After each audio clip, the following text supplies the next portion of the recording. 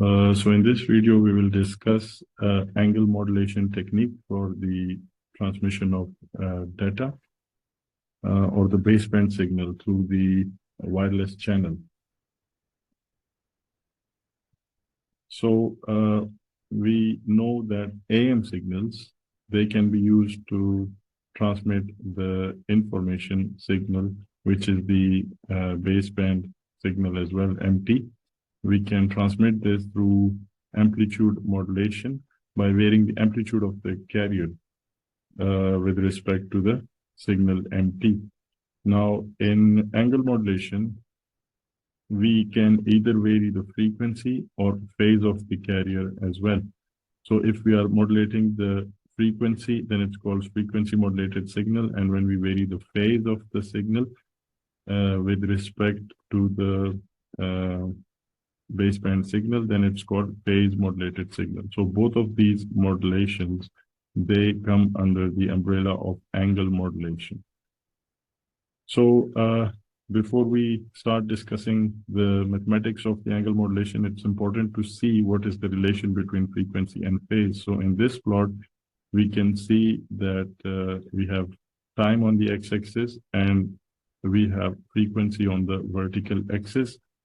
So the plot is shown by the red solid line. So if we take the integral from time t1 to time t2, then the total phase accumulated between these times is shown by the shaded region, the red shaded region, and this is called the total accumulated phase. So that is area under this curve. So that means phase is equal to the integral of the frequency, and consequently, in other words, a frequency can be written as the derivative of the phase. So the derivative of the phi by dt would be equal to frequency.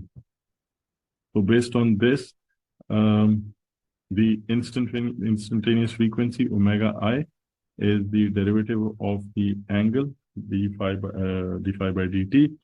So instantaneous frequency can be written like this, and phase can be written through this expression where we have integral of the radian frequency from minus infinity to time t. Now,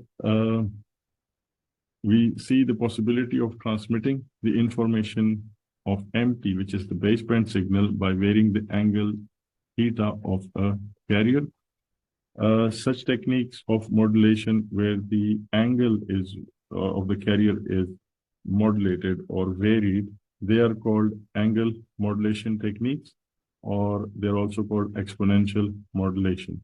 So there are two simple possibilities. Either we vary the phase, the resulting signal would be called phase modulation, or we vary the frequency, then the resulting signal would be called frequency modulation.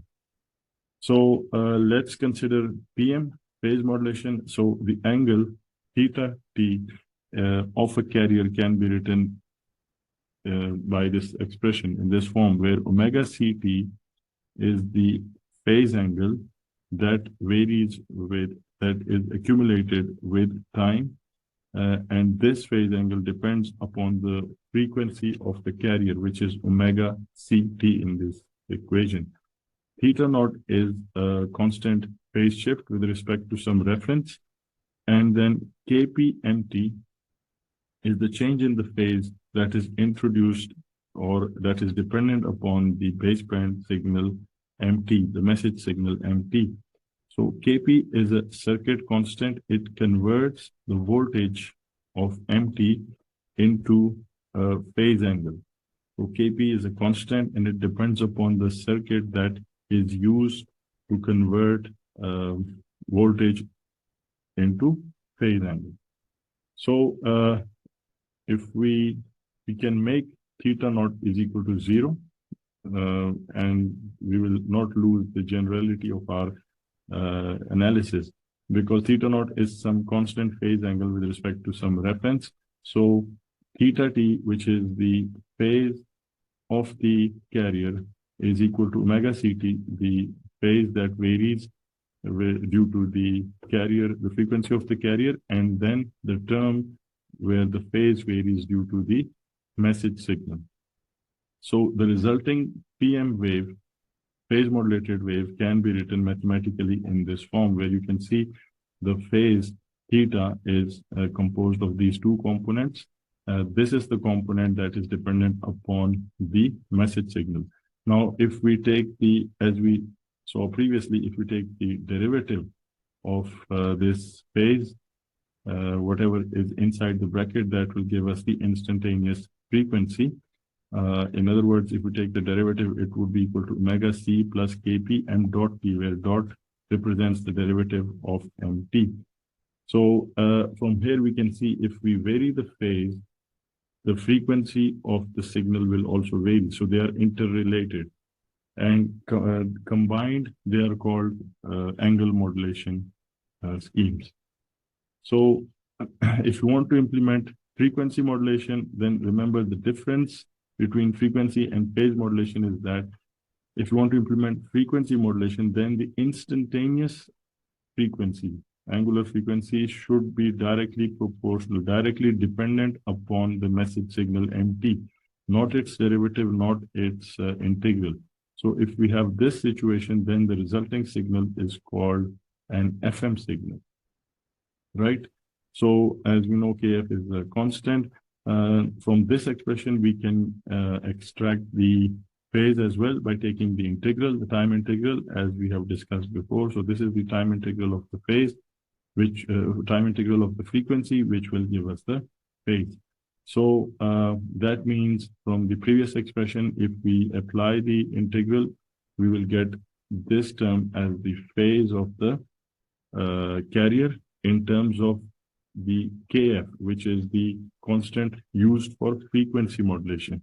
So as a result, the frequency modulated signal can be written in time domain using this expression, where the phase term now has omega ct plus Kf integral of mt or m alpha, the time integral of m alpha. So this gives us pi fm, which is the mathematical representation of the FM signal. Let's compare it with pi PM, which is the mathematical representation of the PM signal. So here we can see the carrier, the phase is directly proportional to mt. Here we can see the phase is proportional to the integral of mt, right? So that is the FM expression for FM. So how are they? Let's elaborate the relationship between FM and PM further. So let's say if we have a frequency modulator and we want to get a phase modulated signal out of it. So then what we need to do, let's look at the expression for the phase modulation. It's equal to this. So the instantaneous frequency we know is the derivative of the phase, time derivative of the phase, it's equal to this. So that means we need to give m dot t as the input to the frequency modulator to get a phase modulated signal. So this is the phase modulated signal. The derivative of this term, which is the phase, is the instantaneous frequency. So if we have a frequency modulator, then we need to give m dot t as the input to the frequency modulator, and the result would be a phase modulated signal. So this is the block diagram of this scheme. Now let's say if we have a phase modulator and we want to get a frequency modulated signal, then let's look at this expression where we can see that the frequency modulated signal needs to have the integral of the phase, integral of m alpha or mt. So that means if we are using a phase modulator to vary the phase of this signal, the input to the phase modulator should be the integral of mt, which is the message signal. So that's why we have mt, we take the integral, we get the integral here, and this is given as input to a phase modulator. The resulting signal would be a frequency modulator. So this means the two signals, FM and PM, they are interrelated to each other. So now let's look at some mathematical representation, further mathematical representation of FM signal. So the generalized angle modulated signal, which is represented by pi em, is equal to this, where this psi t can be is equal to this term. What we have here is, here we have integral of m alpha h t minus alpha d alpha. So this is the expression for, it's the expression for convolution. So why do we have a convolution? So let's look at this statement. A frequency modulator can be directly used to generate an FM signal, or the message input MT can be processed by a filter, which in this case is a differentiator. And we know that the transfer function of a differentiator is HS is equal to S to generate a PM signal.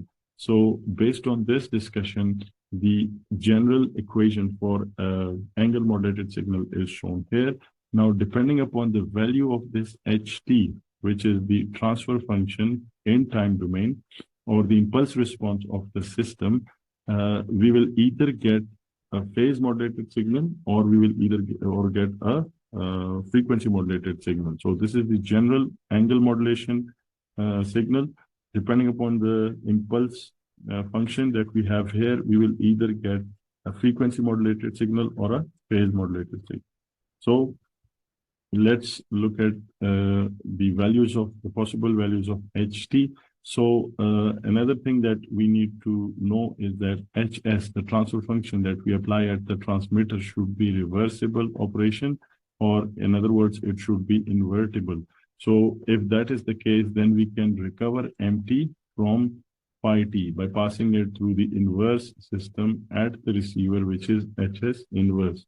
So PM and FM are just two special cases with HT. So for, as we said, the impulse function will determine if this angle modulated signal is PM or FM.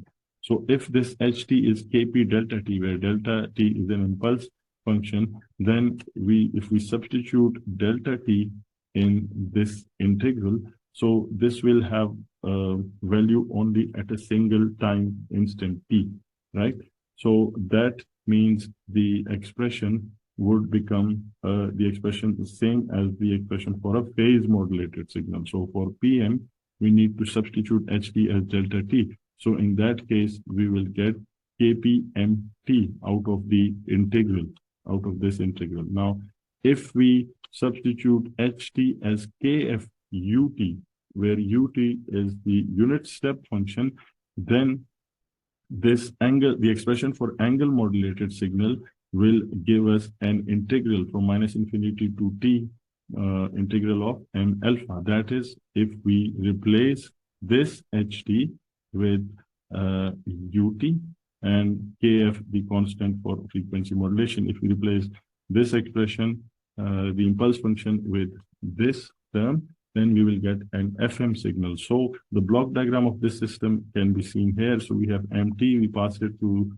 transfer function HS. The output is phi t, which is the convolution of M alpha and HT, which given by this expression.